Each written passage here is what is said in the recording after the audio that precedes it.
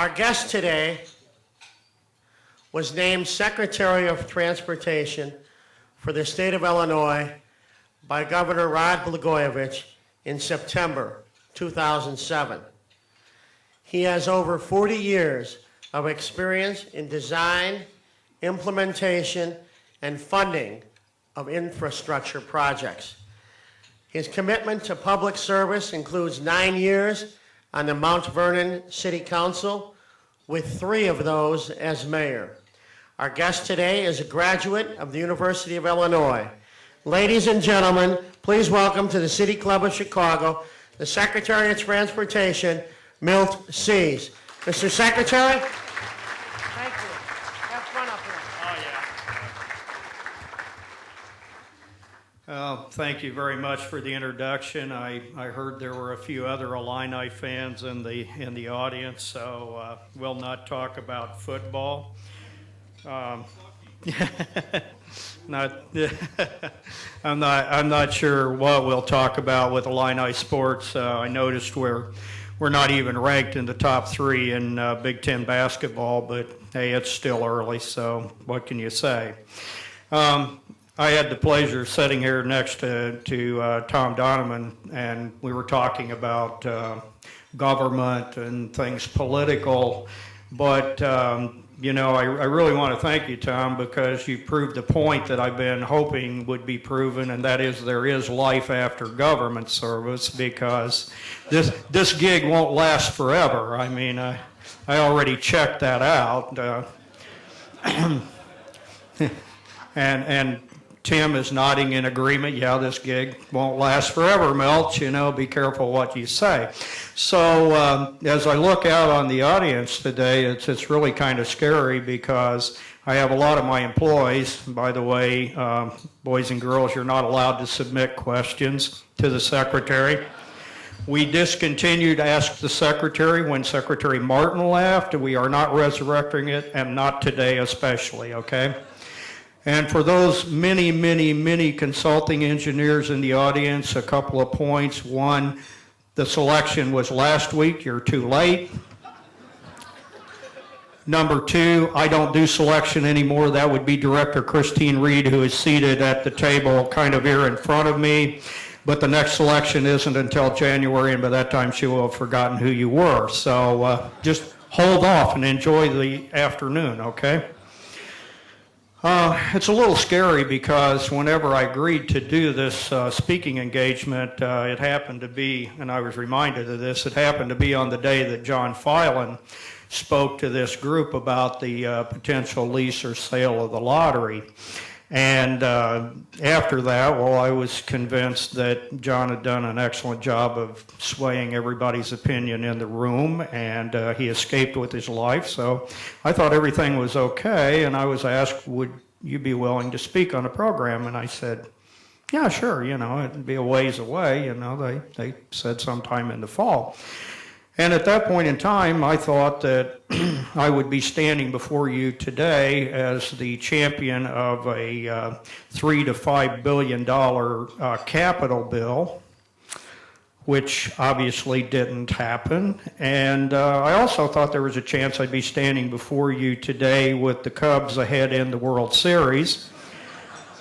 So I was kind of 0 for 2, and then this morning on the way up, well, I was asked, what are you going to talk about? And I said, I haven't a clue. So a couple of scary events coming up, Halloween and Election Day, just a few days apart. Not sure trick or treat, but both are equally scary to me, so we'll see what happens there.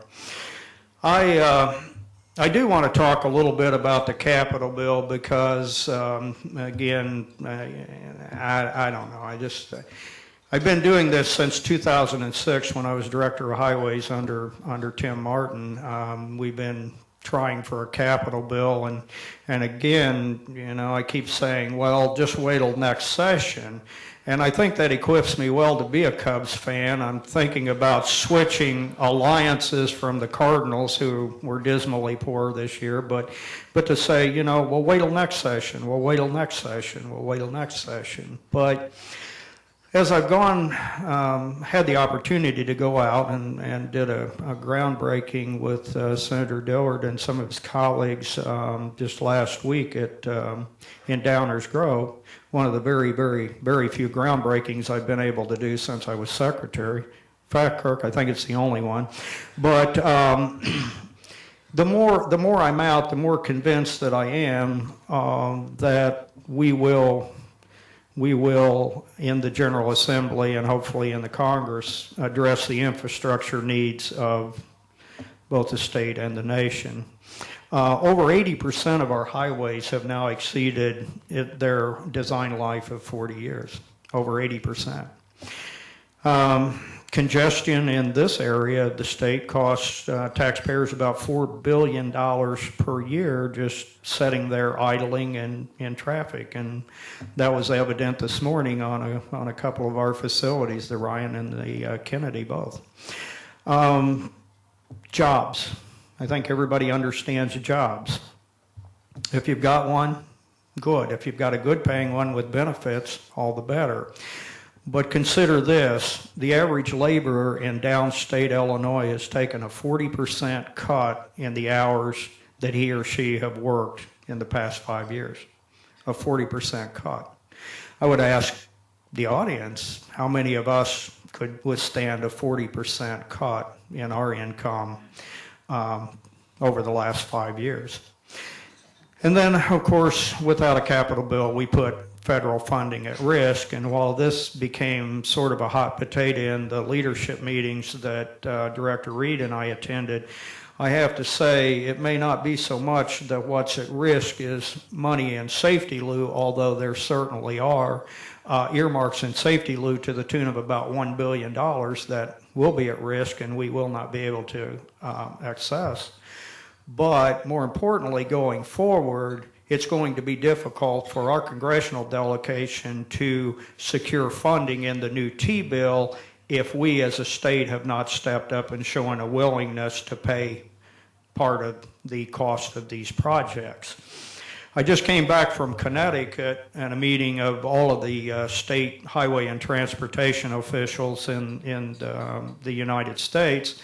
My counterparts as secretaries, a lot of directors of highways, public transit, and our story is not unique, I can assure you of that. Our needs in transit, roads and bridges are paralleled in all other states of the Union. So the competition for projects and dollars in the next T-bill coming out of Washington, D.C., will be pretty stiff competition, and unless we're willing to step up as a state and be creative and bring some money to the table, it will be very difficult to secure the kind of funding that we did in safety lieu. I don't think that that's news to any of you. I know that most of you are members of professional organizations that keep you posted on such things. But as we go into the next bill, right, we have to look at some of the things that safety lieu did well and then some of the things that it didn't do so well. Safety lieu was good because it focused on safety and saving lives, and it made it a top priority. And again, starting with Tim Martin's leadership and hopefully following through with mine, we have succeeded in Illinois of capitalizing on that effort and some of the monies that were made available for performance-based achievements in saving lives and making our highways safer. We're on target for less than 1,000 fatalities on our roadways in 2008, and as Tim would always do, knock on wood, we'll be below that target, and that I would have never projected. I believed in it, I wanted it to happen, and I worked hard for it. But to see that actually happen is a good thing. So that was something good about safety lieu. Cross-state cooperative technical training should be made more accessible. That means that we're not working one to another the way we should, and that was a weakness in safety lieu in that it did not make some of those cooperative efforts more accessible. It was good because it gave a minimum guarantee to states, which allowed us to more effectively plan with the revenue that we could project into the future.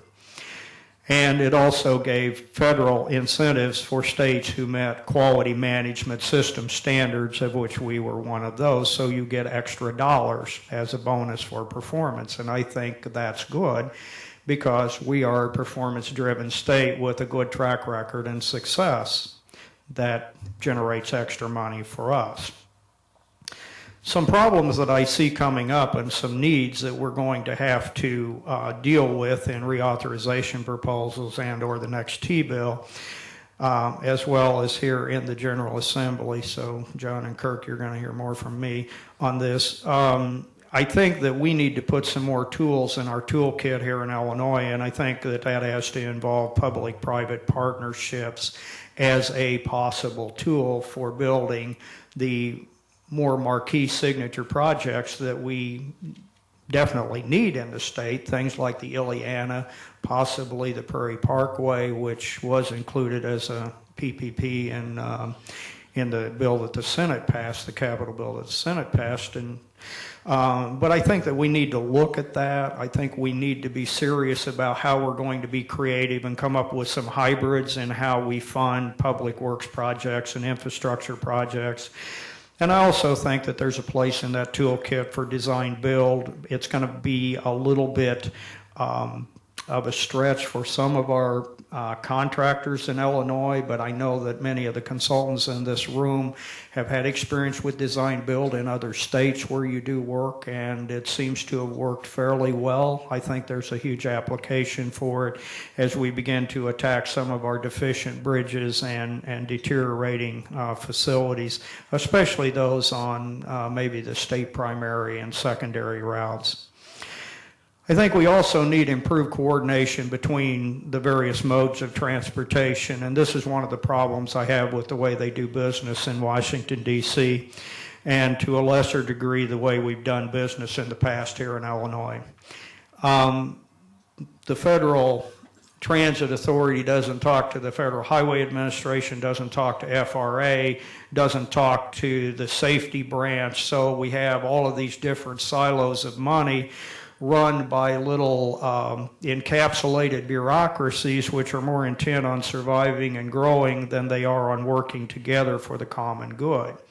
Sounds like a pretty harsh statement and somebody may take exception to that, but my experience in 40 plus years of doing this in a lot of different arenas tells me that I'm not wrong about that, and this is an area that we need to seriously overhaul whenever the next administration takes over in Washington, D.C.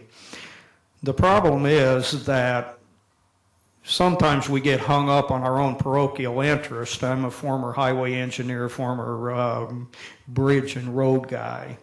But I can readily appreciate what Jim Riley has to deal with, and I can appreciate what Ron Hemerben has to deal with, and I can certainly appreciate the trials and tribulations of being in local government as my friend Tom Byrne is. So why can't we all work together and get along and maximize the benefit from the limited resources that we've been provided with on the local, state, and federal levels?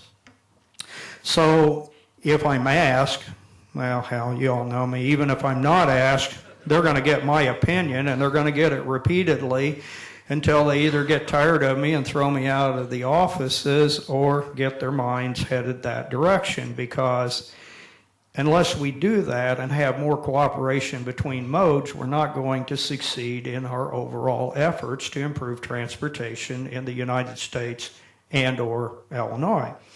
We're working on multimodal projects, multi-million-dollar multimodal projects that are going to bring product into Illinois for distribution, but if it breaks down by not being able to access the interstate highway system, then where do we go from there?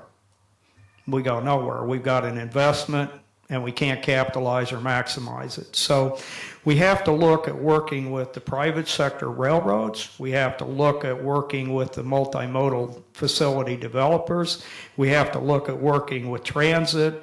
We have to look at bringing all of those together in some way where they communicate and take advantage of the strengths of each mode.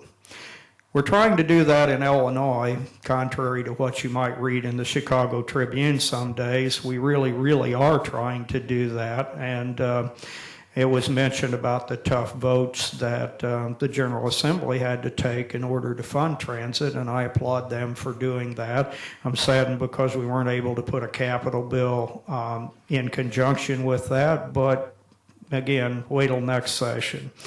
So, are there any Cub fans left in the city? One. Oh yeah, we still got a few that are kind of reluctantly. All right, I was up here, sidebar, I was up here when was it, a couple of weeks ago when the barge caught on fire down here on the river and it sort of gridlocked everything.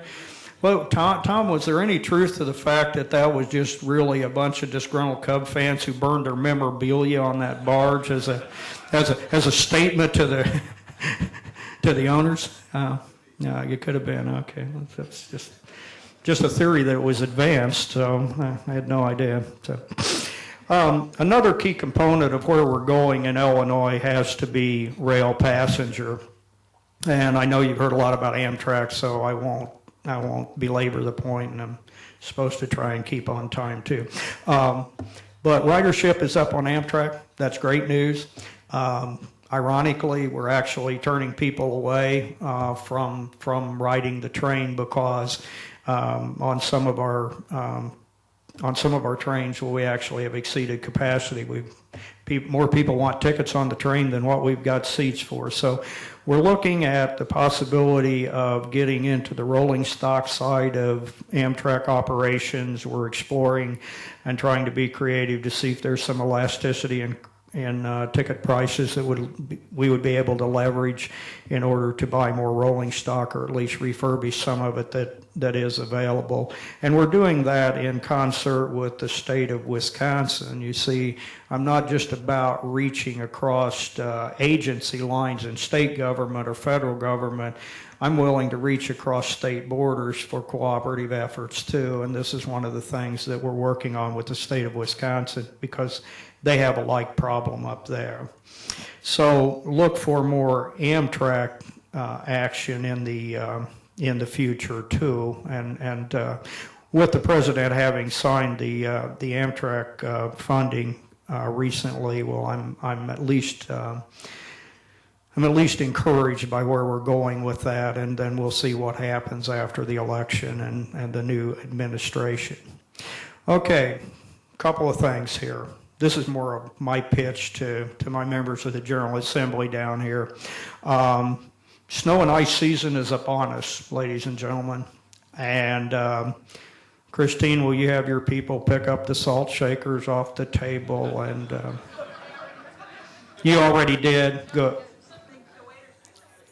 Oh, damn. Well, I was kind of hoping to supplement my salt supply with... okay, well... Just keep that in mind when we go to a restaurant later on. Steal the salt packets. Salt prices are up 2 or 3 times over last year's process, and I'm sure that Tom Byrne can tell you that too, and anybody who's involved in local government. I think last year we were paying $40-some a ton for most locations delivered, and now we're up to 120 in some locations, and out in Lake County, we couldn't even get anybody to sell and deliver it out there. So we've managed to do that, though. It's going to be serviced. We're going to be changing, and this is the reason I bring this up. We are going to be changing the way we handle ice and snow. We can no longer plow everything right down to zero. On the shoulders especially. We're still committed to 100% clean roadways, but we're going to ask the solar-powered sun to help us melt down some of what's on the shoulders. We simply cannot afford to go out there and plow and plow and plow. We may look at adjusting when we plow. We may give it up at certain times late at night and hit it again in the morning. One of the problems we have on rural roads is drifting. Okay, during a certain period of time, there probably shouldn't be any traffic out there anyway, so we're going to look at that. And because we're adjusting those pavement cleaning policies to conserve whenever and wherever we can, please be aware that you're going to be seeing this in the media, right? Looking at my press people, they're going, yeah, okay. And we're doing this in concert with local governments too. So it isn't just us, it's everybody. We've cut back a lot on things that we did, like mowing, and I cut out the midday shuttle flights to and from Chicago, between Chicago and Springfield. And so far, that's saved some money for Aero too. So we're all trying to conserve. And then in terms of organizational efficiencies, my directors have been asked to define what is inherently governmental and what we can outsource. And I know that that's been both cussed and discussed in the private sector and in government, but I got to tell you, outsourcing is where we're going to have to go. We're going to have to do more project management via private sector, and we're going to have to let the private sector do what it does most efficiently, most effectively, and government is going to have to do what it does best. I truly believe that. Yeah, I'm an engineer at heart, and I'd like to have a 10,000 technical employee state highway department, but it isn't going to happen. It isn't going to happen because it's not cost effective and it's not efficient. So it just has to change. I know we have questions and I'm burning up time, but I do have one little story that some of you have heard because I stole it while I was in Connecticut, and it's sort of an evolutionary type of story, and it has no particular point to it, but I want to share it because I'm trying to avoid those damn questions that people are. Okay, I didn't just study engineering when I went to school. I studied a lot of other things. And here's the thing, and some of you know this because you're, very worldly, but whenever the buffalo roamed the Great Plains, the herds could only move as fast as the slowest members of the herd. It's the way with all herds and flocks. They can only move as fast as the slowest one. Now, that means that to be competitive for the better grazing land, if you got the slow herd, well, you're not going to get there, and then things aren't really good for the leaders.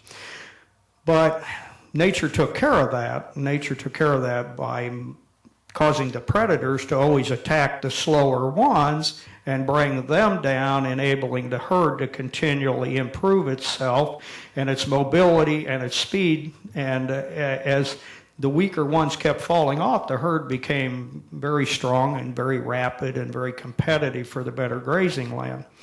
Like I said, there's no particular point to that, except that I being an engineer, I tried to extrapolate that out, and I think it applies to other areas too. What I've read is that alcohol kills brain cells, but I believe that alcohol only kills the slower, more lethargic brain cells.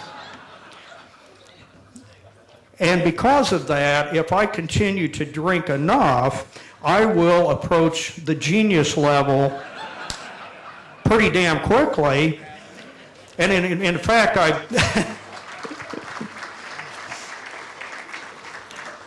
in fact, I have seen the future on a couple of occasions where I have been overserved, and I was convinced at that point in time that I was in fact a genius. So if I could just remember all the brilliant things that I thought while I was under the influence the next morning or afternoon when I regain consciousness, I'll be one hell of a Secretary of Transportation. So anyway, with that, I thank you for your kind attention. I'm willing to take questions.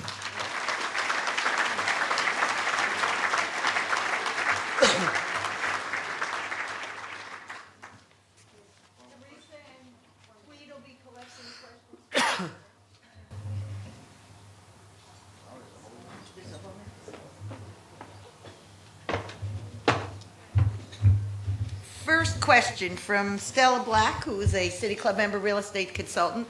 not everyone in the room is a engineer. What does the Lou of safety Lou mean? You probably all know, right? I don't know what You don't know? that Okay. is. Tim, what is it?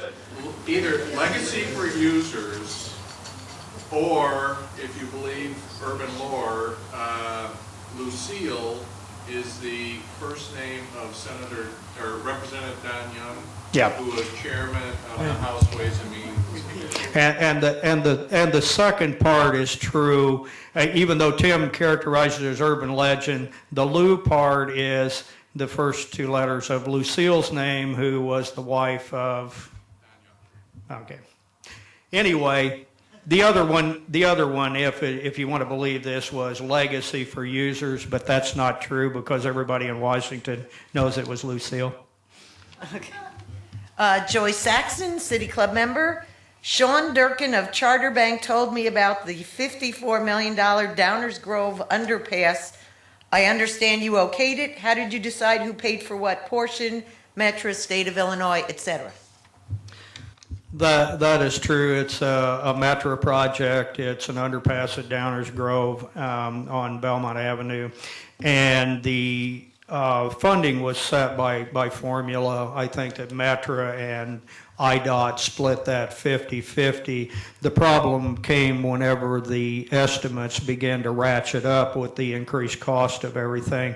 But this was a project where we already had all the federal approvals, all the environmental impacts were done. It was ready to go to contract and actually start turning dirt and creating jobs for the next 24 to 30 months. It was an easy call for me. We needed about $2.5 million more in state funding, so we just jumped on that. And again, we were happy to break ground on that last Friday. So that is a good project. Where did we find the money? Well, I can't really tell you because then somebody will scream but yeah, their project's going slow anyway, so they won't spend it. I'll come up with it by the time we get there. You don't need to know anymore, okay? From Peter Scozzi, Metropolitan Planning Council and City Club member, would you consider tolling existing freeways or parts thereof to allow for implementation of congestion pricing? That one's one that would have to have enabling legislation, and I think it would be up for serious political debate. There is a lot of talk about congestion pricing, the possibility of going that direction on existing facilities, but there's also talk about tolling additional laneage. I think that freeways aren't necessarily free, but I think it would be a tough uphill battle to try and toll existing facilities, at least downstate. Now, where we have some experience in this part of the state and northeastern part of the state, then it might be an option to look at, but right now we're trying to avoid that if possible, but we haven't taken anything off of the table because as costs go up, well, we have to find revenue sources. But again, probably a question more appropriate for the General Assembly and what the other options would be. Not ready to do that yet. Speaking of revenue sources, City Club member Kathy Posner has this question then. What about selling the naming rights to any highways? Interestingly enough, this is something that Secretary Martin, not naming rights to roads necessarily, but Secretary Martin and I discussed this as a way to sponsor rest areas. You have to realize that it costs us a heck of a lot of money to operate these wonderful rest areas, and they're great, and I love them, but it costs us a lot of money to operate them. Well, the Federal Highway Administration in the past has said, no, you can't privatize or sell sponsorship on these. I think now that there's been such a crunch in Washington on funding, I think FHWA and USDOT is lightening up on that a little bit. That's what I heard out in Connecticut, right, Tim? And, I would be the first one in line to try and sell naming rights on those facilities if we're allowed to. Another thing that we have at our disposal that we haven't been allowed to utilize yet as a revenue source, And I'll probably end up having to report on this to the General Assembly by saying it publicly. But we have optic fiber buried along the interstate highways, and those are not lighted. Those are just sitting there, and we have people who would like to light those and use them. And that is a potential revenue source for the Department of Transportation. In the road fund, guys, not in general revenue. We don't care about GRF. I don't get any of that. I just want I want a taste of the fiber, okay? But yeah, there are some options. Yeah, they love me. Anyway, there are some options out here, and naming rights would certainly be one of those. From Tony Licata, when the bridge collapsed in Minneapolis, there was much attention given to the status of our bridges in Illinois. Can you report on what was found in the review and what is being done about it? We continue to be very aggressive in inspection of our bridges. We take that very seriously. It doesn't matter how good your roads are if you can't get across the bridge when you get there. It also is an impediment to commerce because whenever you have to weight limit a bridge, that just means that even legal loads sometimes can't go across that facility, and then there's adverse travel involved, and it just goes from there. It's an impediment to commerce and the economy. But I'm happy to report that our bridges, hate to use a blanket term, but our bridges are safe. We've inspected them. What we've found is aging infrastructure. But again, the predictability really isn't what you would think it would be. You would say, well, okay, the worst bridge is the most likely candidate to fall down. That's not necessarily true.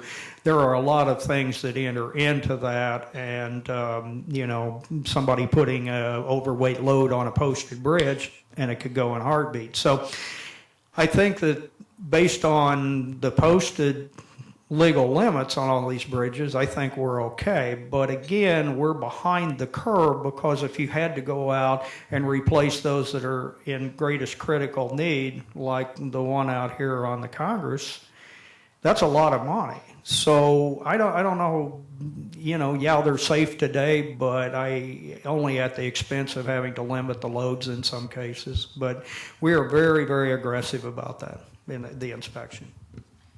It would be smart for people who are driving around to follow him because he's only driving where it's safe. Yeah.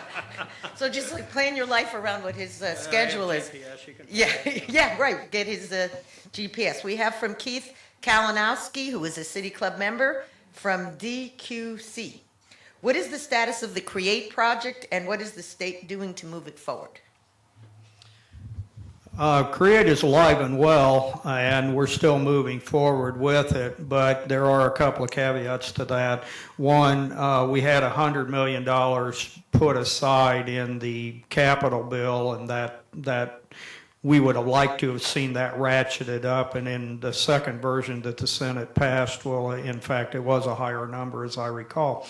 But we're committed to it. We're still holding our breath and waiting to see what happens with the program from a participation standpoint when or if the Canadian National ends up acquiring the EJE and changes their operation, because some of the projects that were in CREATE, then they, being the Canadian National, may decide are not a high priority because it no longer has an impact on their operations. So we're continuing to work very closely with all of the involved railroads. It still has federal funding. It still has today participation from all the railroads, and it's still a very high level of interest. And I think, personally, it's probably one of the better things that we can do in terms of a roadway-driven project going forward.